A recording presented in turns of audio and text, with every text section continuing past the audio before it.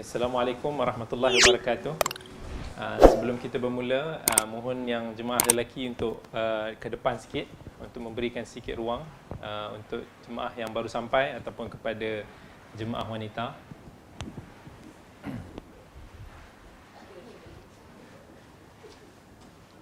Baik, Assalamualaikum warahmatullahi wabarakatuh.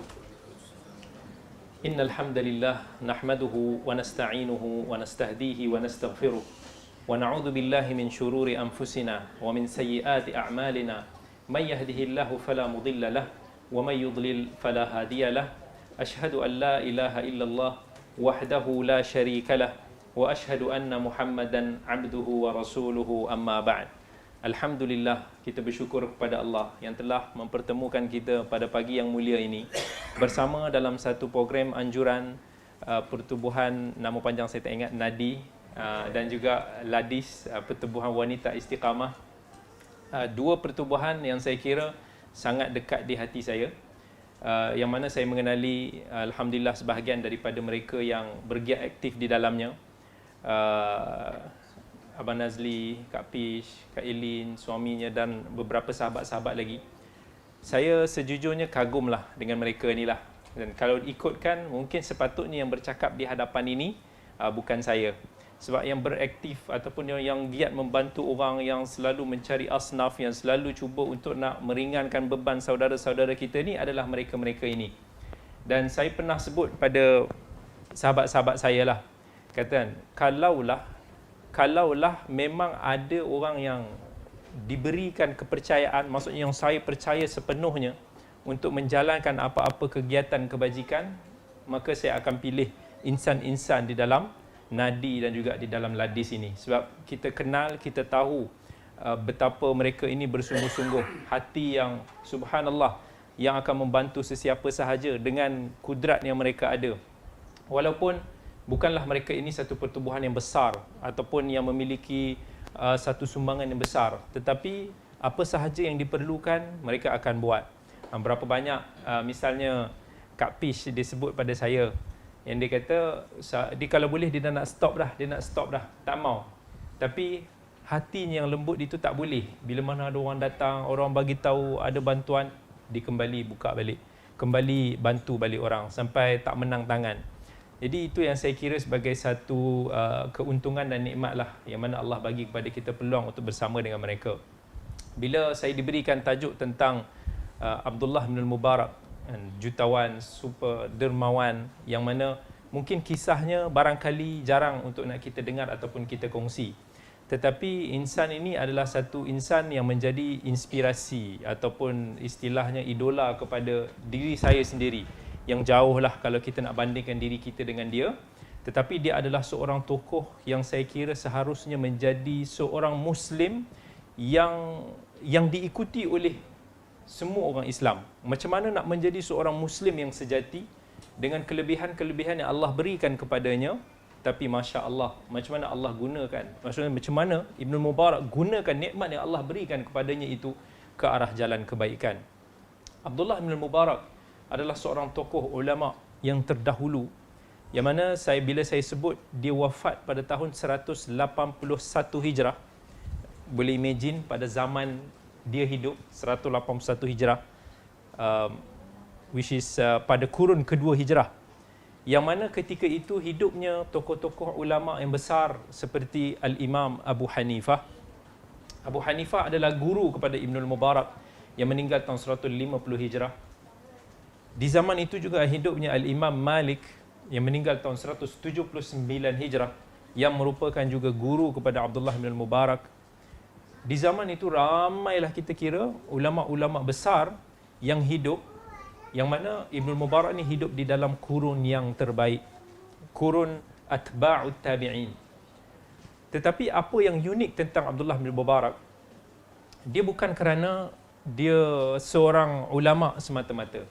Sebab kalau kita kira dia sebagai seorang alim, sebagai seorang ilmuwan, maka kita kira ramailah para ulama pada zaman itu yang wujud, yang hidup. Tetapi Abdullah Mubarak ni terhimpun pada diri dia semua jenis kebaikan yang diidam-idamkan oleh manusia. Kalau saya tanya kepada tuan-tuan dan puan-puan semua, apa yang kita impikan? Ada sebahagian kat sini yang kalau dia kira akhirat, dia akan sebutlah, saya nak syurga. Kalau saya tanya orang lain, mungkin dia akan kata, saya nak kaya, supaya saya boleh bantulah macam mana aktiviti-aktiviti ni. Saya nak jadi orang yang alim, saya nak jadi orang yang pandai agama. Ada yang akan kata, kalau boleh saya nak turun berjihad fi sabilillah. Ada yang akan kata, ustaz, kalau boleh saya nak selalu pergi haji dengan umrah. Segala kebaikan-kebaikan ini, subhanallah tabarakallah, Allah jadikan ada pada Ibnul Mubarak.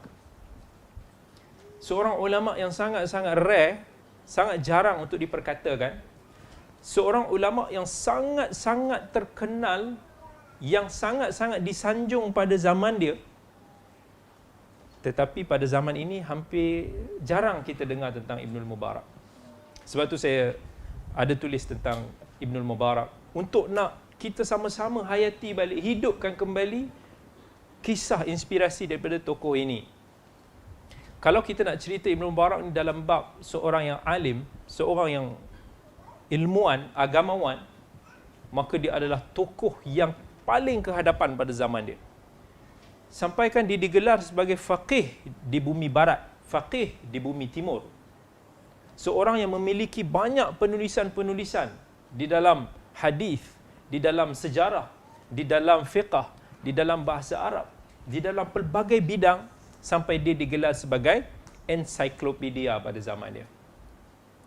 Tetapi kehebatan dia bukan hanya sekadar dia menjadi seorang yang alim, tetapi dia juga adalah seorang hartawan, bukan hartawan biasa, super hartawan. Yang mana jarang bagi seorang yang memiliki ketokohan dalam bidang agama ni, jaranglah untuk pada masa yang sama dia menghimpunkan kekayaan dan juga ilmu. Saya mungkin pernah jumpa lah, kalau di negara-negara Arab ni, mungkin kita akan jumpa. Misal kata, dulu beberapa guru kami di Madinah dulu, Masya Allah, walaupun dia mengajar dekat Universiti Islam Madinah tu sebagai seorang pensyarah, walaupun mereka mungkin mengajar di masjid, ada yang mengajar di Masjid Nabawi, tapi subhanallah, tokeh kepada mall, tokeh kepada kedai cawangan Empire Restaurant dekat sana. Ada yang syekh biasa kita nampak macam-macam. Ada syekh itu yang kita nampak, dia datang tu sempoi je, macam tak ada rupa orang kaya pun.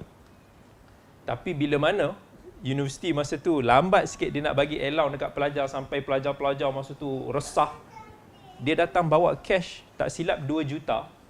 Dia bawa tu untuk didahulukan bagi kepada pelajar-pelajar daripada syekh itu sendiri.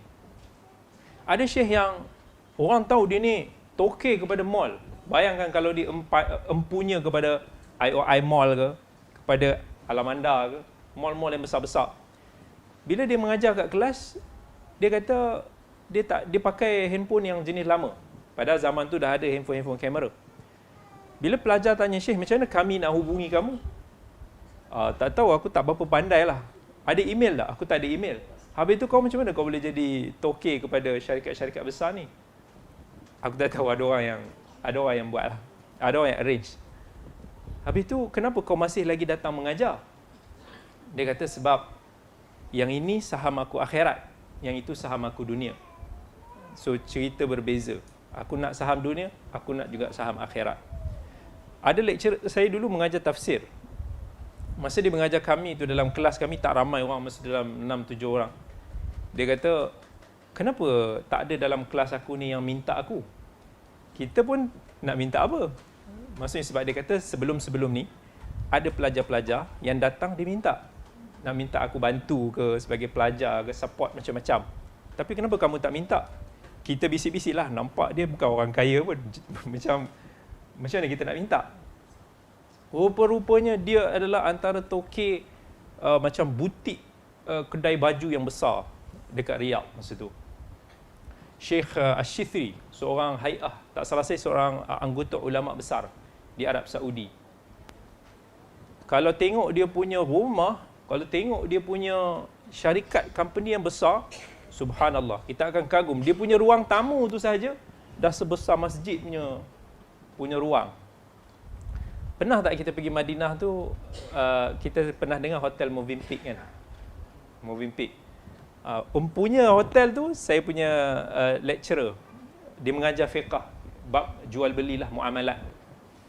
Masa dia datang tu, tapi kita nampak lah, dia datang tu dia pakai Mercedes yang paling latest lah pada zaman tu, S-Class. Dia datang, kita nampak lah jam dia ni mahal ni. Baju dia nampak kemas. Tapi dia nampak biasa, nampak humble. Kita tak nampak macam dia orang. Kita ingat orang biasa-biasa lah. Tapi bila dia mengajar dalam kelas fiqah dia duk cerita tentang, dia buat example perumpamaan real dia di dalam dunia perniagaan. Dia buat example tentang orang kat luar negara ni, dia pergi dekat luar negara ni, dia ada cerita pengalaman yang pelbagai. Sampai pelajar-pelajar ni tanyalah. Masa kami dulu belajar ni, pelajar-pelajar ni dia suka usik-usik sikit. Dia kata, Syekh ni pakai jam mahal ni, mesti kawan dia bagi ni. Ada kawan Rusia saya itulah. Syekh ni duk cerita-cerita pergi negara ni, negara, mesti sebab ada orang sponsor ni. Sekali pelajar-pelajar tanyalah, Syekh, kau kerja apa? Dia kata, dia semua sebut satu. Dia kata, aku pemilik Movenpick yang dekat Madinah tu. Semua macam terkejut. Manusia ni bila tahu orang tu somebody, barulah dia nak. Kalau tak sebelum ni macam dia gurau-gurau dengan Syekh tu. Baru tu, dia kata aku Movenpick. So dia cerita tentang pengalaman jemaah Malaysia kat sana. Bukan setakat dia pengarah Movenpick, dia juga adalah pengarah kepada syarikat hartanah yang terbesar dekat Madinah. Syarikat macam hartanah Muhaisin. Sampai orang kata macam separuh Madinah tu dia punya syarikat dia besar. Dia adalah bekas kepada pelajar Universiti Islam Madinah kuliah syariah. Saya nak cerita ni, contoh-contoh macam ni kita akan selalu jumpa di negara-negara Arab. Saya punya seorang guru lagi, dia mengajar dalam bidang usuluddin, pembandingan agama. Dia pemegang kepada Empire Restoran Nabulsi, yang famous lah dekat seluruh Arab Saudi. Saya paling suka dia punya shawarma. Ini contoh-contoh yang kita tengok, manusia yang tahu macam mana agama itu dan harta itu saling bergandingan di dalam kita nak buat satu amalan. Bila saya baca lagi kisah-kisah Ibn Mubarak ni, baru saya nampak. Kenapa? Sebab ramai orang, dia selalu fikir, bila mana seorang tu terlibat dalam agama, dia tak boleh kaya. Kalau dia kaya, dia tak zuhud. Kalau dia kaya, maksudnya dia tunggang agama. Kalau dia kaya, dia songlap itu dan ini. Itu mentaliti masyarakat. Tetapi, orang tak dapat terima yang macam mana kita orang yang agama ni sepatutnya, dalam agama dia digalakkan untuk harta itu berada di dalam tangan orang yang saleh. Nabi SAW sebut, ni'mal malu lil mar'is salih. Sebaik-baik harta di tangan orang-orang yang saleh. Sebab, bila mana orang yang baik memegang harta, mereka akan gunakan di dalam kebaikan. Tetapi kalau harta itu berada di tangan orang seperti Qarun, maka akan jadilah seperti Qarun, seperti Fir'aun, seperti orang-orang yang kaya tapi bongkak. Sebab tu, bila mana kita tengok orang kata orang-orang Islam kena jadi kaya, dia berhenti dekat situ. Sedangkan kita sepatutnya tambah, jadi kaya seperti para sahabat. Bukan jadi kaya kemudian jadi macam Qarun tadi, bukan kaya tapi jadi seperti orang-orang bukan Islam yang menggunakan dana dia untuk melawan Islam. Tak. Tapi kita nak jadi orang kaya seperti Abu Bakar. Kita nak jadi orang kaya seperti Umar. Kita nak jadi orang kaya seperti Uthman. Kita nak jadi orang kaya seperti Talhah. Kita nak jadi kaya seperti Zubair. Sahabat-sahabat Nabi, Abdurrahman bin Auf. Majoriti sahabat-sahabat Nabi yang dijamin masuk syurga ni adalah daripada kalangan sahabat Nabi yang kaya. Sebab mereka selalu menggunakan harta mereka itu di jalan Allah. Mereka cuba gunakan apa yang mereka miliki ni untuk membantu saudara-saudara seagama, membantu aktiviti-aktiviti agama. Ini insan-insan yang perlu kita jadi. Dan inilah semangat ni Abdullah bin Mubarak diambil. Sampai kan, kalau kita dengar Abdullah bin Mubarak ni super hartawan, mungkin kita kata almost macam Abdurrahman bin Auf. Dikatakan dia punya satu pusingan modal untuk perniagaan pada zaman itu, lepas convert Kalau dia sebut 400,000 tapi dia tak dalam rujukan kitab yang merekodkan tentang sejarah dia, dia sebut 400,000, tapi 400,000 dinar ataupun 400,000 dirham. Kalau kata 400,000 dinar kali dengan 1 dinar lebih kurang RM1,000, kalau kita ambil roughly macam tu, maka satu pusingan modal di dalam niaga saja dah 400 juta ringgit. Kalau kita anggap dia sebagai dirham, yang mana 15 dirham masa tu lebih kurang waktu zaman Abbasiyah dulu bersamaan dengan 1 dinar, maka kita boleh kata 26 juta ringgit. Yang dia bila mana setiap tahun dia akan peruntukkan lebih kurang 6 hingga 7 juta ringgit, semuanya untuk fisabilillah. Satu tokoh yang ramai ulama pada zaman tu kata, aku nak jadi macam dia, tapi kami tak mampu. Sufyan al-Thawri, Sufyan bin Uyainah, nama-nama besar ni. Dia kata, aku cuba nak jadi macam Ibnul Mubarak 1 tahun, kalau aku boleh buat macam Ibnul Mubarak, tapi 3 hari pun aku tak mampu, dia kata.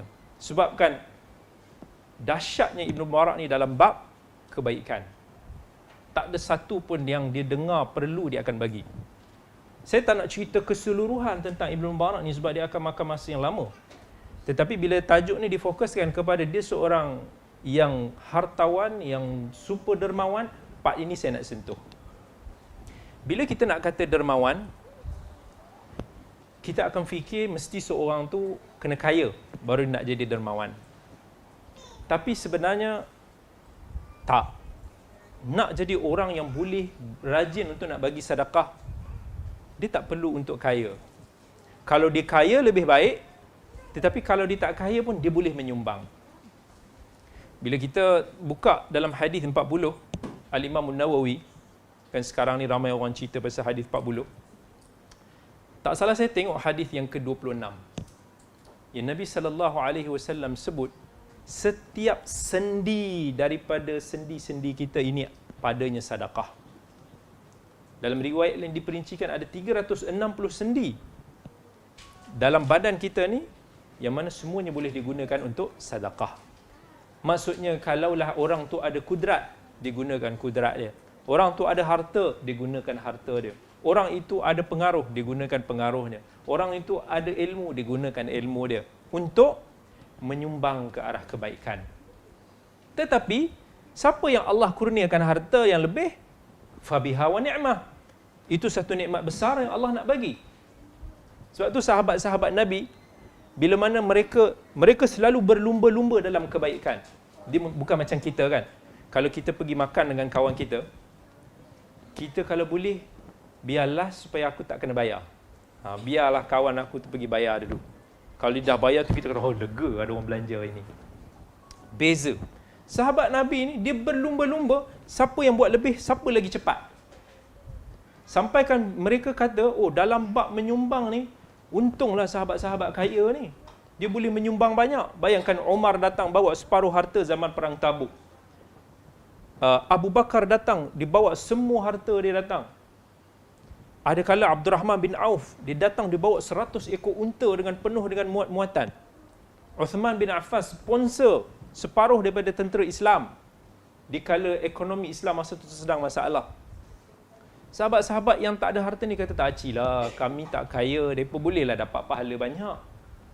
Jadi Nabi SAW bagi tahu, orang yang tak ada harta pun boleh buat amalan ini, boleh zikir ini, boleh itu dan ini, yang boleh dapat pahala sedekah itu. Dia gunakan sendi-sendi dia. Tetapi mereka buat. Yang kaya tu pun buat juga. Jadi sahabat-sahabat yang tak kaya ni kata, ya Rasulullah, kami buat amalan-amalan ni macam yang kamu kata supaya kami boleh menyamai mereka.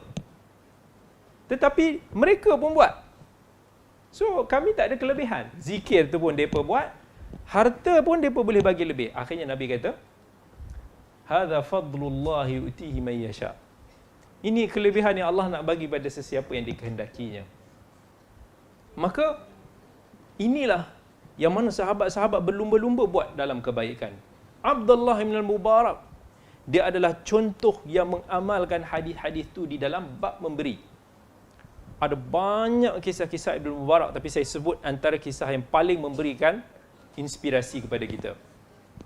Satu kisah yang mana ketika itu di dalam permusafiran. Abdullah Mubarak ni, dia selang setahun dia pergi haji, setahun dia turun jihad fisabilillah.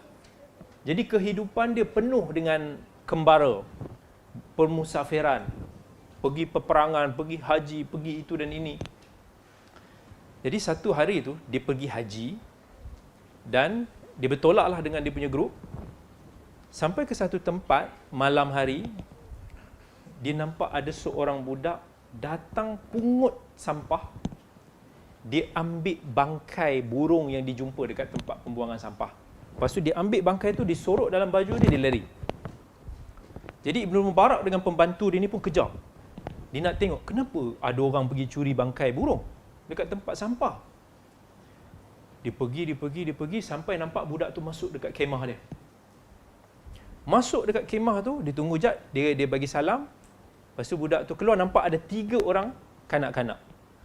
Dia kata, "Wahai anak, kenapa kamu ambil burung ni? Bangkai burung yang dah mati ni."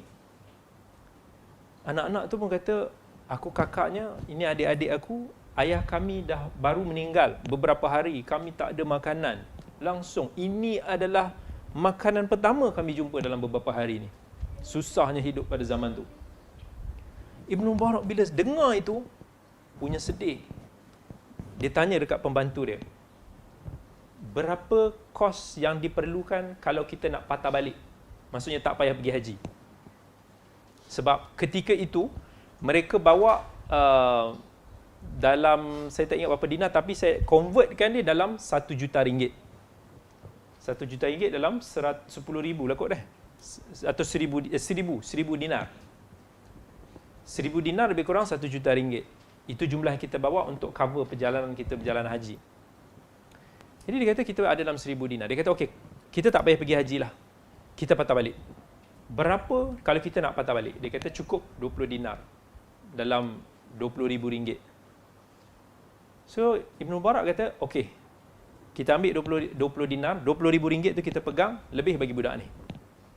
Maksudnya 980,000 ringgit dia bagi pada anak-anak tu, tanpa tanya banyak, tanpa interview, tanpa isi borang, tanpa kenal lama. Dia bagi dengan hanya dia nampak budak tu dalam kesusahan. Dia ambil 20,000 kadar yang cukup belanja dia untuk patah balik. Dia kata, kita bantu budak ini lebih baik daripada kita pergi haji. Sebab dia dah banyak kali pergi haji. Ini peluang untuk mengubah kehidupan seorang anak-anak. 980,000 ringgit dia boleh bagi. Saya bila baca kisah ni, saya selalu muhasabah dengan diri sendiri. Aku mampu tak buat macam dia? Susah. Kalau kita ada 1,000 ringgit pun, kalau kita jumpa orang macam tu, kita akan bagi dia apa? Paling mulia mungkin kita bagi dia 500 ringgit. Itu pun kita dah rasa macam ahli syurga dah kalau aku bagi banyak tu. Ini, bayangkan dengan jumlah yang lagi banyak. Tak ke kita ada cita-cita nak beli motor ke? Tak kita ada cita-cita nak pergi berjalan kat Turki ke, kat Korea ke, nak pakai benda-benda tu semua? Mesti ada. Setiap kita ada. Tapi dahsyat Ibnu Mubarak ni, dia boleh korbankan keinginan duniawi tu bila mana dilihat ada pahala yang dia boleh ambil. Dia bagi macam tu jumlah yang banyak. Macam Abu Bakar lah. Abu Bakar ni dia boleh bagi semua. Tak fikir banyak. Kalau kita dalam bank kita ada 1 juta pun, nak bagi orang banyak tu susah. Kalau kita ada 1 juta tu, kita mungkin boleh bagi 10,000 lah. Paling banyak, atau senang sikit nak bagi 10,000. Makin banyak tu, kira makin banyak. Biar betul aku nak bagi banyak ni. Susah. Dalam bab memberi, susah. Bab nak dapat ni semua orang suka. Tapi bab nak memberi itu susah. Apatah lagi bagi sesuatu yang terbaik, bagi sesuatu yang melekat dalam jiwa kita. Okey, kita ada, misal kata kita ada banyak baju. Lepas tu katakan Nadi ataupun Ladis, dia kata okey, jom kita collect baju-baju kita yang mana kita boleh bagi kepada asnaf. Baju mana kita bagi? Baju yang dah lama lah kan? Baju yang kita dah tak pakai. Baju yang mungkin dah ada defect-defect sikit, ada koyak-koyak sikit. Ini dah 10 tahun dah saya tak pakai dah. Saya dah ada new arrival collection. Nak bagi yang the latest, yang terbaik yang kita ada, susah kita nak buat. Siapa yang boleh buat tu, masya-Allah lah. Sebab tu Allah bagi tahu lan tanalul birra hatta tunfiqu mimma tuhibbun. kamu tak akan berjaya mendapat satu darjat bir. Bir ni satu level lain dalam kebaikan ni, melainkan kamu boleh beri apa yang terbaik. Sebab manusia dia nak bagi apa yang tak melekat dalam hati itu senang. Tapi nak bagi apa yang dia suka, susah. Tapi Allah kata, kamu boleh lawan perasaan itu, demi Allah, ganjaran dia memang tak terhitung lah. Itu level Ibnul Mubarak. Ada satu kisah lain. Dia nak kata dermawannya dia. Ibnul Mubarak ni, bila dia berjalan, dia pergi haji, semua orang nak ikut dia lah. Sebab dia very popular at zaman tu. So, bila ramai nak ikut dia, tak apa, dia jalan, dia keluar daripada Khurasan pergi, beribu batu nak sampai ke Makkah. Pada permulaan travelling dia akan minta semua orang serahkan duit masing-masing. So dia ambil rekod, dia ambil alamat, semua kalau orang tu bawa berapa ribu ringgit, berapa puluh ringgit, semua disimpan, direkodkan. So jemaah dia ingat itu yuran lah, ataupun bayaran untuk pergi kos, pergi travel. Dalam perjalanan dia akan bagi jamuan yang terbaik, makan minum yang mewah-mewah dia bagi. Sampai dekat Mekah dengan Madinah, dia tanya kepada jemaah dia. Misal kata inilah jumlah yang datang pergi haji sekali. Dia tanya, okey, buat list apa barang-barang yang masing-masing nak bawa balik dekat family. Semua masing-masing tulis, dibelikan semua. Ramai ingat, mungkin dia akan gunakan duit yang dia collect tu. Dia beli, okey, selesai masa pergi haji dengan umrah, dia akan cari ulama'-ulama' yang datang pergi haji sekali, dia akan jamu makan yang terbaik. Sebab tu dia punya bawa duit dia banyak. Dia akan jamu. Lepas dah selesai tu semua, okey, dia balik. Bila dia balik, sebulan sebelum sampai, dia akan suruh dia punya pembantu dia, kau pergi balik cepat-cepat, tengok alamat masing-masing jemaah kita ni, tengok rumah dia macam mana. Yang mana tak ada rumah, belikan dia rumah. Yang mana rumah dia daif, upgrade dia punya rumah. So pembantu ni dia balik, dia tengok, dia buat kerja dia semua. Lebih kurang sebulan perjalanan tu, bila mana jemaah dia pun sampai, tengok balik-balik, rumah mereka dah jadi cantik. Orang yang tak ada rumah dah ada rumah, yang rumah daif jadi cantik. Dia kata subhanallah. Dia, prinsip dia kata apa? You guys adalah tetamu Allah. Aku berbesar hati dapat berkhidmat kepada tetamu Allah, dapat memuliakan tetamu Allah. Kemudian lepas tu dalam 3 hari dipanggil balik, dia jamu dulu bagi yang terbaik kepada semua jemaah dia. Setiap seorang dibagi kain yang mahal sebagai hadiah, sebagai jamuan perpisahan. Itu Abdullah bin Mubarak. Sampai ada kisah yang lain. Orang tu datang minta hutang, dia kata tolonglah lunaskan hutang aku. Berapa hutang? Lebih kurang dalam 7,000 dirham. Lepas tu dia datang, dia kata tak apa, bagi dia 70,000 dirham. Sampai pembantu dia kata, apa hal? Dia minta 7,000 dirham, kenapa nak bagi dia lebih-lebih? Ibn Mubarak jawab apa? Kau bos ke aku bos? Kalau kau nak jadi bos, tukar tempat dengan aku lah. Kalau aku bos, kau ikut jaran. Maksudnya dia bila memberi tu, dia tak kisah pun nak bagi. Tapi dia buat tu dalam keadaan yang bukan macam kita lah. Kalau kita nak bagi ni, kalau boleh kita nak biar ada nampak lah. Tak apa masalah kalau NGO ke apa, update tu penting lah untuk masyarakat, untuk nak nilai, nak tengok, sebab itu melibatkan dana awam. Tapi macam Abdullah bin Mubarak ni personal.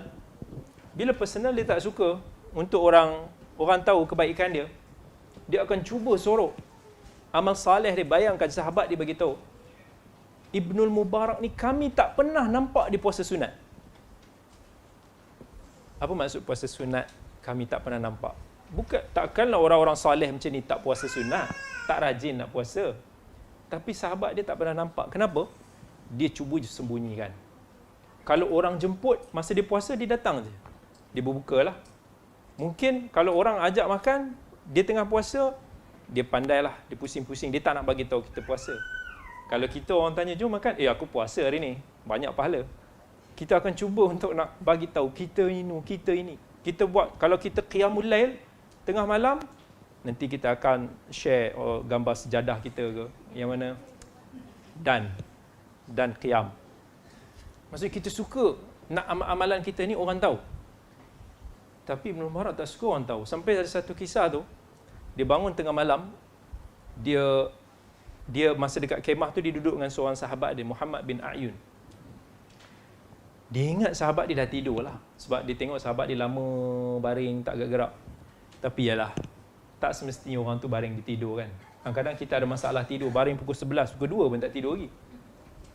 Tapi dia ingat dah tidur. Dia pun bangun slow-slow, dia ambil wuduk, dia solat. Dia qiyam. Lepas tu, bila nak dekat subuh tu, dia kejut sahabat dia. Bangun-bangun. Tengok sahabat dia, tengok dia. Aku memang tak tidur pun. Dia terasa. Dia kata macam, kau tak tidur tapi kau tak bagi tahu aku kau tak tidur. Kau nampak aku. Jadi, sahabat tu nak cakap apa? Dia takkan nak cakap, saja aku nak tengok kau. Dia marah. Kalau kita bayangkan, oh dia nampaklah aku qiyam tadi kan. Baru dia tahu aku ni siapa. Kita seronok orang tengok, orang tahu ibadah kita. Tapi dia sebabkan tu dia merajuk daripada kawan dia. Dia kata, kau punca hati aku nanti berbolak balik. Kau punca nanti amalan aku mungkin tak diterima. Dia marah kat kawan dia tu sampai beberapa hari lah. Dia tak bertegur sapa dengan kawan itu sebab dia risau amalan dia tak diterima. Mungkin sikit Allah nak tuis hati dia jadi riak ke, jadi ujub ke. Dia risau. Itu kerisauan. Para-para orang terbilang macam Ibn Mubarak ni. Yang mana mereka ni selalu ingat Allah, Allah, Allah, Allah. Nak memberi untuk Allah, bukan untuk kepentingan diri. Kalau kita nak bagi ni, kita klik dulu jap. Kalau aku bagi ni, boleh dapat potongan cukai ke, tak dapat potongan cukai? Itu kita akan fikir macam-macam. Jap. Kalau aku bagi ni, apa return yang aku boleh dapat? Mungkinkah hidup? Itu kita. Tapi Ibn Mubarak tak. Dia bagi tu sebab dia nak jana apa yang dia boleh dapat dekat akhirat. So Nabi SAW sebut dalam hadis riwayat Bukhari dan Muslim, al-aktharuna humul aqalluna yawmal qiyamah illa man qala hakadha wa hakadha wa hakadha. Nabi SAW bagi tahu orang yang banyak harta dia dekat akhirat nanti dia boleh jadi orang yang paling sedikit bahagian dia. Maksudnya yang paling lower kalau dia tidak memberi di kanan, di depan, di kiri. Nabi buat isyarat tangan dia. Maksudnya melainkan orang tu digunakan harta dia pada jalan yang betul, barulah dia akan mendapat darjat yang tinggi. Sebab dalam hadis riwayat At-Tirmizi, Nabi SAW bagi tahu, kaki anak Adam ini tak akan berganjak daripada Allah ketika mana ditanya. Salah satu apa yang ditanya apa? Tentang harta kita, daripada mana sumbernya, ke mana kita belanjakan. Susah. Kalau harta kita sikit, senang sikit, cepat sikit. Tapi kalau harta kita banyak, setiap satu sen akan dicek. Ini mana? Syubhah ke? Haram ke? Halal ke? Dia spend ni dalam perkara yang betul ke? Membazir ke? Ada benda-benda yang tak betul ke? Semua tu akan dihisap. Setiap sen. Macam mana kita nak lepas semua tu? Memang susah kita nak lepas. Sebab tu orang-orang seperti Ibn Mubarak ini, mereka kunci dia adalah taqwa kita kepada Allah. Bukan dikira pujian manusia, bukan dikira orang suka, orang tak suka, dia buat tu semua untuk Allah. Ini contoh apa yang kita nak cuba sebagai seorang Muslim pada zaman ini untuk contohi orang seperti Ibn Mubarak. Bila mana orang tanya Ibn Mubarak, kau ni duk tulis kitab zuhud, kau ni duk ceramah tentang zuhud, tapi kami tengok kau ni macam duk rajin, duk import export, duk bisnes sana sini, nampaklah kaya sana sini. Dia kata, harta ini adalah silah, adalah senjata pada zaman ini, supaya kita boleh menjaga maruah kita daripada penguasa-penguasa, daripada bangsawan-bangsawan, menjaga agama kita supaya kita tidak tunduk kepada mereka. Sebab tu Abdullah bin Mubarak, dia tak heran kalau kata Khalifah Harun al-Rashid masa tu datang panggil dia ke tak, dia tak heran. Sebab dia kata, I have nothing. Maksudnya kata, nothing to lose. Ataupun dia ada everything yang mana Khalifah pun ada. Abdullah bin Mubarak ni sampaikan level dia, Level dia tahap yang Raja Khalifah Harun Rashid tu rasa macam tension bila nak panggil dia. Kenapa aku panggil dia Nasib tak mai? Sebab dia ada satu prinsip. Dia kata, aku tak mau harta aku ini ada terlibat dengan penguasa-penguasa sebegini. Dia marah bila mana ada seorang sahabat dia yang jadi gubernur. Padahal bukanlah satu kesalahan. Maksudnya, kalau kita nak berbaik ke bermuamalah dengan baik dengan pemerintah tu ijtihad masing-masing. Ada tokoh-tokoh yang lebih baik dengan pemerintah, ada tokoh-tokoh yang menjauhi pemerintah, itu ijtihad masing-masing. Cuma ijtihad Ibn Mubarak ni dia nak menjauhi. Sebab dia kata depa lah paling banyak merosakkan agama ini. Sampai Ibn Mubarak ni dia nampak ada pekerja dia jual satu barang tu sambil baca selawat. Tak adalah, mungkin dia baca selawat tu saja nak mengisi masa lapang. Dia kata, aku tak mau keuntungan daripada barang ni. So aku tak mau orang beli sebabkan kau duk dendangkan selawat tu. Seolah-olah dia rasa macam kau jangan gunakan selawat ni untuk melariskanlah barang-barang tu. Itu dia punya warak, dia punya sangat-sangat berhati-hatilah di dalam soal harta. Ibnul Mubarak, contoh yang kita kena contohi. Dia bagi tahu, aku ni bukanlah nak sangat jadi kaya macam ni. Tapi dia kata, aku berniaga ni untuk 5 orang sahabat aku. Satu, Fudail bin Iyad, seorang tokoh zuhud pada zaman dia.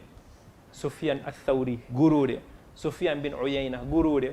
Sahabat dia Muhammad bin Simak dan juga sahabat dia Ismail bin Ulayyah. Ini adalah 5 orang yang dia kata, aku berniaga ni untuk support depa ulama ni. Sebab mereka ni mungkin Allah tak bagi kelebihan daripada sudut harta, mungkin mereka ni tak tahu berniaga dan sebagainya. Jadi dia nak support. Tapi syarat dia kata dia tak mau masing-masing ni pegang jawatan dalam kerajaan. Dia tak mau. Sampai satu hari tu, Ismail bin Ulayyah jadi gubernur di Basrah kalau tak salah. Dia datang, masa tu dia bawa hasil-hasil lah. Seperti biasa, setiap kali dia berniaga, keuntungan tu dia akan share pada 5 sahabat dia ni. Dia bagi kepada Ismail bin Ulayyah. Bila dia sampai dekat Basrah tu, dia terkejut bila orang kata Ismail bin Ulayyah ni, dia dah jadi gubernur kat sini. Dia marah, dia kata tak jadilah nak jumpa, dia nak balik. So Ismail bin Ulayyah tunggu, dia kata kenapa Ibn Mubarak tak sampai-sampai? Lalah dia cari-cari, Ibn Mubarak katanya nak balik. Dia pun datang pergi dekat Ismail bin Ulayyah. Dia kata, wahai sahabat, kenapa kamu tak mau datang bertemu dengan aku seperti biasa? Ibnul Mubarak jawab dengan dia bagi jawapan yang berbentuk syair. Dia kata, saya bacakan sikit dalam bahasa Arab dia lah. Ya ja'ilal ilmi lahu baziyan yastadu amwal al-masakin ihtalta lid-dunya wa ladzatiha bihilatin tadhhabu bid-din fasirta majnunan biha ba'dama kunta dawa'an lil masakin aina riwayatuka fi sardiha an ibn Aun wa ibn Sirin aina riwayatuka fi ma madha fi tarki abwab as-salatin fa in qulta ukrihtu famadha kadha zalla himarul ilmi fi at-tin la tabi' ad-din bid-dunya kama yaf'alu dhullalur rahabin. Dia kata, wahai orang yang menjadikan agama ini sebagai helang, burung helang yang memakan harta-harta orang yang miskin. Janganlah kamu berbuat helah untuk mendapatkan dunia ini sehingga mengorbankan agamamu. Mana riwayat-riwayat kamu sebelum ini yang kamu kata kena jauhi pintu-pintu penguasa? Mana riwayat-riwayat kamu sebelum ini yang kamu riwayat daripada Muhammad bin Sirin, daripada Muhammad bin Aun? Kalaulah kamu kata kamu tersilap, tergelincir, kamu seperti keldai yang mana bawa kitab-kitab lalu ditergelincir. Janganlah kamu menjual agama ini dengan dunia seperti mana yang dilakukan oleh pederi-pederi agama lain.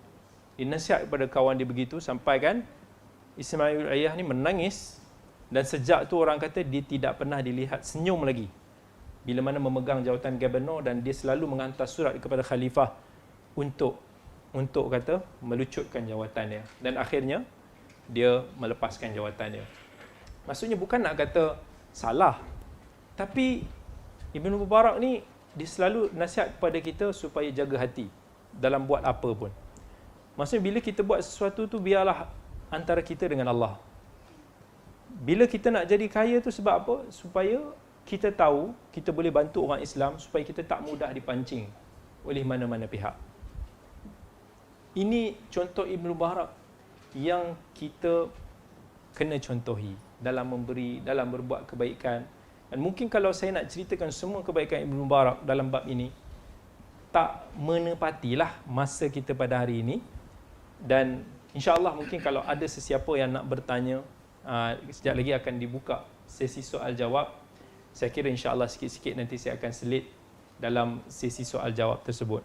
Tapi ini nasihat untuk diri saya sendiri yang terutamanya.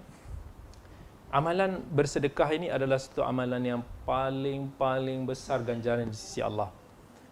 Satu-satunya amalan yang disebutkan dalam Al-Quran yang Allah bagi tahu ramai orang yang bila dah mati ingin semula dikembalikan ke dunia untuk bersedekah. Wa anfiqu mimma razaqnahum min qabli an ya'tiyahumul 'adab fayaqulu rabbi laula akhartani ila ajalin qarib la asaddaqan. Orang yang dah nazak tu bila mana, ya Tuhan, tambahkanlah sikit tempoh aku hidup dekat dunia ini supaya aku boleh bersedekah. Tetapi cakap lebih mudah daripada kita buat. Itu realiti. Termasuk pada saya yang bercakap ini pun, cakap ini saya rasakan lebih mudah daripada bila mana kita nak memberi. Tetapi bila mana dalam kesusahan kita nak bagi tu, tiba-tiba kita ingat sebab apa kita bagi. Ada kadang-kadang satu situasi kita pernah hadapi, alamak, rasa berat je nak bagi jumlah ni. Bagi kita mungkin besar lah. Tapi bila kita dalam berat, yelah, kita ada target kita ada planning kita nak memberi sesuatu tu bukan senang. Tetapi masa tu teringat hadis Nabi SAW dalam hadis riwayat Muslim. Bila mana Nabi ditanya, ayyus sadaqati a'zamu ajra, apakah jenis sedekah yang paling besar pahala dia? Nabi sebut apa? Anta saddaqa wa anta sahihun syahihun ta'malul ghina wa takhshal faqra. Mana kamu sanggup bagi dikala kamu sihat, dikala kamu kedekut, dikala kamu mengharap kekayaan, dikala kamu takut kemiskinan. Deep. Kita boleh buat dalam hadis ni #deep. Sebab maksud dia dalam. Dikala kita sihat, dikala kita muda, macam kita ni lah. Yang semua ni insya-Allah muda-muda, walaupun rambut-rambut ada yang putih-putih semua, insya-Allah muda. Tetapi dalam keadaan kita sihat, bila kita sihat ni cita-cita kita besar. Kita nak ini, nak establishkan ekonomi kita, kita nak itu, nak ini, nak melancong, nak itu macam-macam. Itu lumrah sebagai manusia. Tetapi dalam keadaan itu kita boleh bagi. Dalam keadaan syahih. Syahih ni dalam keadaan kita rasa bukan syahir, syahih. Syahir yang tengah rakam kita ni. Syahih ni yang kita kedekut. Ya, kedekut ni maksudnya susah nak keluar. Yalah, contohnya saya dah plan lah. Mungkin bulan 11 ni nak pergi New Zealand. Dah plan baiknya. Dah ada set of amount. Tiba-tiba, Allahu Akbar, Kak Pish call, Dok, sekejap lagi kita ada ni, boleh tak nak bagi sikit? Saya pun, alamak, aku nak pergi New Zealand ni. Kalau aku bagi ni, macam mana aku nak makan kat sana? Macam tu. So, contohnya, dalam keadaan itu kita bagi, yelah, kita duduk berbolak-balik kan, kalau boleh tak nak bagi sebab kita dah plan. Tapi kita bagi juga sebab tiba-tiba kita rasa ni perlu. Itulah yang Nabi SAW bagi tahu ganjaran yang paling besar Allah nak bagi pada kita. Sebab kita lawan dengan keinginan kita sendiri, kita lawan dengan nafsu kita sendiri. Dikala kita mengharapkan satu kesenangan dengan apa yang kita nak bagi tu, dan kita takut kehilangan bila mana kita bagi. Tapi percayalah, Nabi SAW sebut, man naqasat sadaqatun min mal. Harta ini tidak akan kurang dengan sedekah. Walaupun matematik kita kata, kalau aku ada 100,000, aku bagi 10,000, jadi 90,000 lah. Berkurang lah. Itu matematik manusia. Tapi matematik Allah apa dia? wa ma anfaqtum min syai'in fahuwa yukhlifuh. Apa sahaja yang kamu belanjakan di jalannya, Allah akan ganti. Dan ganti itu akan digandakan dalam bentuk yang kita tak boleh nak bayangkan. Apa yang Nabi SAW sebut ini, saya percaya orang-orang yang selalu bersedekah rasa kesan dia. Tahu perasaan itu. Tahu apa yang Nabi SAW janjikan itu. Sebab itu yang diceritakan oleh sahabat-sahabat kita yang rajin bersedekah lah. Saya tak rajin. Tapi ada sahabat-sahabat kita di keliling ni yang rajin, yang Masya Allah, dia dah jadi macam ketagih untuk nak membantu. Yang pantas bila mana apa sahaja yang diperlukan itu, sop. Mereka ni lah yang selalu cerita tentang macam mana Allah bagi mereka keajaiban. Yang mana Allah bagi gantian yang lebih baik. Sebab tu dalam hidup ni, kita kena selalu ingat, tak ada satu pun benda yang kita rasa mungkin itu satu yang kurang. Nabi SAW sebut dalam hadis riwayat Muslim, ajaban li amril mu'min inna amrahu kullahu khair. Alangkah kagumnya aku dengan seorang mukmin yang dia melihat semua baik-baik bagi dia. In asabathu darra'un sabar fakana khairan lah, wa in asabathu sarra'un syakar fakana khairan lah. Bila mana ada satu perkara tu dilihat kurang, dia sabar. Bila mana dia melihat satu perkara itu lebih, dia syukur, maka itu semua baik bagi dia. Orang yang percaya tentang hal ini, Allah pasti akan bagi dia kebaikan. Walaupun di kala itu dia rasa musibah, dia rasa kurang, dia rasa, tapi itu janji Allah. Siapa yang pegang dengan janji Allah, innallaha la yukhliful mi'ad. Allah tidak akan sesekali menyalahi janji dia. Jadi insya-Allah saya mengharapkan untuk semua pihak bagi sokongan kepada aktiviti-aktiviti, program-program, projek-projek yang diadakan oleh Nadi dan juga Ladies ini. Mereka adalah sahabat-sahabat saya sendiri, yang orang yang saya boleh bagi insya-Allah persaksian bahawa mereka ini adalah orang yang bersungguh, yang jujur, yang telus. Kalaulah boleh dipilih bagi seorang lah, kalau kuasa itu di tangan saya untuk nak bagi seorang yang paling amanah dalam bab ini, mereka-mereka inilah orang yang paling kita percayai dan kesungguhannya Masya Allah sudah dibuktikan. Dan insya-Allah moga-moga setiap daripada sumbangan dan jariah itu boleh memberikan manfaat kepada kita, khususnya di akhirat insya-Allah. Dan saya buka kalau kata ada sebarang soalan, pertanyaan, kecuali soalan yang berkaitan aktiviti-aktiviti Nadi ni, itu kena tanya pada pihak dia lah. Saya ni pertanyaan ni sebenarnya jarang saya nak buka ni. Saya ni orang yang pemalu sikit nak menjawab soalan-soalan. Saya rasa diri saya taklah layak untuk nak menjawab soalan-soalan tu, tapi insya-Allah sekadar yang saya boleh sikit-sikit bantu, saya akan cuba bantu.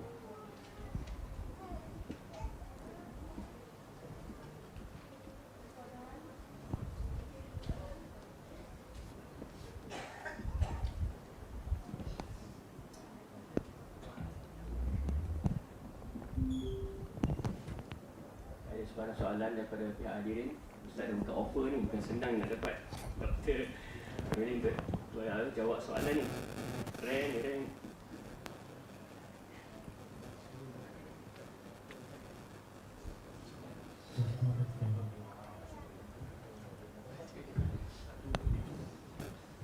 Kita ada dua mic, satu untuk pihak wanita dan satu lagi untuk pihak lelaki lah. Boleh edarkan mic ni kalau ada sebarang soalan.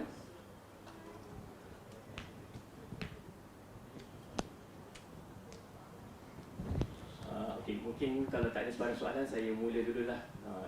MC ambil privilege ni untuk tanya Ustaz.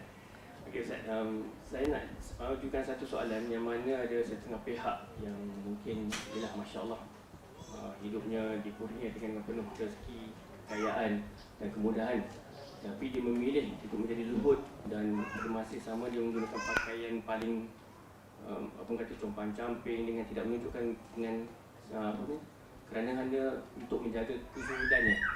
Tapi pada masa yang sama, mungkin saya terlintas ada satu, saya tak pasti sama hadis ataupun azkar mengatakan sekiranya kita dikurniakan dengan kemudahan dan kekayaan dan kita tidak menggunakan sedikit pun daripada kemudahan dan kekayaan itu untuk menunjukkan kesyukuran kita kepada Allah. Mana kita mampu untuk memakai pakaian yang cantik dan indah, dan sedangkan Rasulullah cinta kita memakai pakaian yang cantik dan indah, tapi pada masa sama kita menolak nikmat diberikan oleh Allah. Jadi apa pandangan Ustaz ni? Terima kasih kepada soalan yang cukup baik, yang mana bertanya tentang satu salah faham yang selalu dalam masyarakat ni tentang konsep zuhud. Dan adakah bila mana kita kata tentang zuhud ini, kita mesti kena nampak daif, kita tak boleh nak menikmatilah nikmat-nikmat dunia. Apa yang disebutkan tadi dalam soalan tersebut, ada sebuah hadis tentang seorang sahabat. Kalau tak saya salah dalam Sahih Muslim, ada seorang lelaki ni dia nampak daif. Dia pakai pun pakaian yang compang-camping. So bila mana Nabi cakap dia, kamu tak ada pakaian lain ke? Dia kata ada. Bahkan aku antara orang yang kaya. Dia tu dah kenapa tak nak pakai pakaian yang cantik sikit, yang smart-smart sikit? Yalah, dia anggap macam, oh mungkin ini zuhud. Kemudian Nabi SAW sebut, Allah suka pada seorang hamba yang menzahirkan nikmat yang diberikan kepadanya. Maksudnya kalau kamu mampu pakai pakaian elok, pakai. Kalau kamu pakai kenderaan yang baik, pakai. Tetapi itu bukan kunci zuhud. Zuhud ini adalah bila mana kita sentiasa mengejar manfaat di sebalik apa yang Allah beri. Itu yang Allah sebut dalam Al-Quran, Ya ayyuhalladzina amanu la tuharrimu tayyibati ma ahallallahu lakum. Wahai orang yang beriman, jangan kau haramkan apa perkara baik-baik yang Allah telah halalkan kepada kamu. Abdullah ibn Abbas radhiyallahu anhu, masa dalam program debat ataupun diskusi dia dengan kelompok Khawarij, orang Khawarij ni pertama sekali dia tengok Ibnu Abbas ni, dia tengok pakaian dia. Atas bawah dia tengok. So Ibnu Abbas ni dia pakai pakaian yang smart-smart lah. Dia pakai yang indah-indah. Dia tahu Khawarij ni jenis yang mana dia hanya ukur orang tu daripada luar je. Dia hukum orang tu daripada luaran. Dia saja pakai yang cantik-cantik.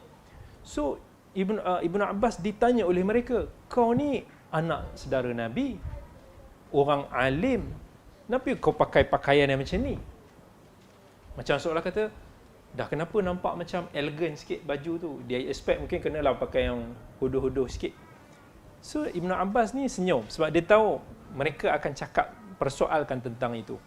Jadi Ibnu Abbas dia cakap, tidakkah kamu dengar firman Allah Subhanahu wa taala, qul man harrama zinatallahi allati akhraja li'ibadihi wat-tayyibati minar rizq.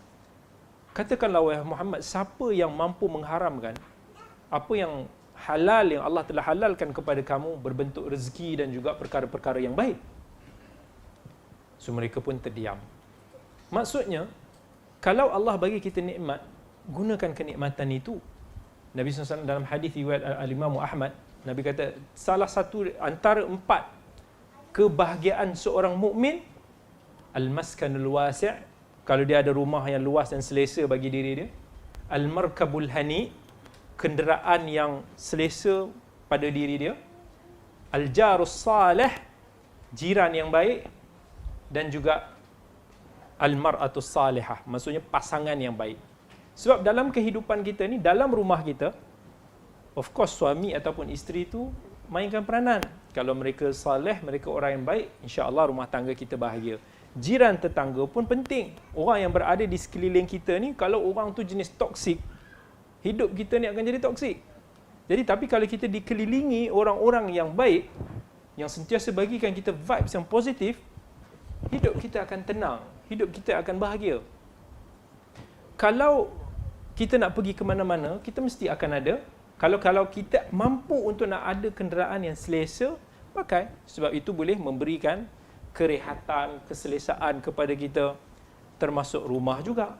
Kalau rumah yang baik itu lebih selesa bagi kita, itu semua tidak menjadi masalah selagi mana Nabi SAW kata, jaga hati, jaga amalan, humble, jangan membazir, jangan berlebih-lebihan.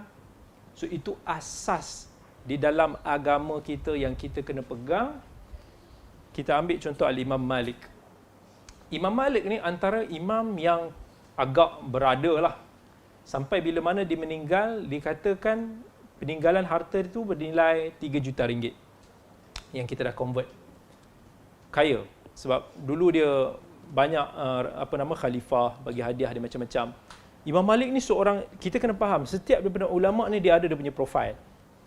Jangan fikir semua ulama tu mesti kena jalan macam tu, pegang tongkat ke apa, tak. Bukan. Umar bin Khattab very strong, macam atletik punya orang. Khalid bin Walid very atletik punya orang. Abu Bakar mungkin nampak lembut sikit, nampak halus sikit. Al-Imam Malik dia seorang yang berkarisma. Bila dia pakai tu, orang boleh nampak dia punya pakaian dia, wangi-wangian dia, smart dia tu, orang rasa macam segan. Orang rasa macam, ush, dia ni karisma dia tinggi. Itu Imam Malik. Tapi mungkin kalau kita tengok Imam Syafi'i, mungkin dia lebih, dikatakan dia walaupun dia smart, tapi dia nampak lebih dhaif sikit dari segi penampilan. Kalau tengok lagi Syu'bah bin Al-Hajjaj, lagi dhaif daripada tu.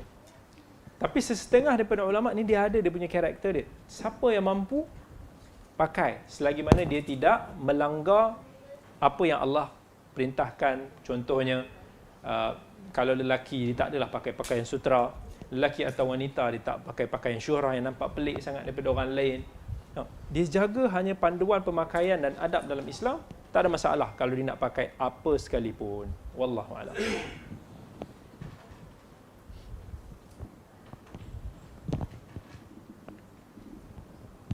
Soalan daripada para hadirin. Jadi dengan itu kita teruskan majlis kita untuk sesi yang seterusnya. InsyaAllah kita ingin menjemput wakil asnaf ya, Puan Siti Hajar, mewakili 27 asnaf daripada sekitar Jalan Kebun dan juga kawasan Kelang untuk menerima sumbangan.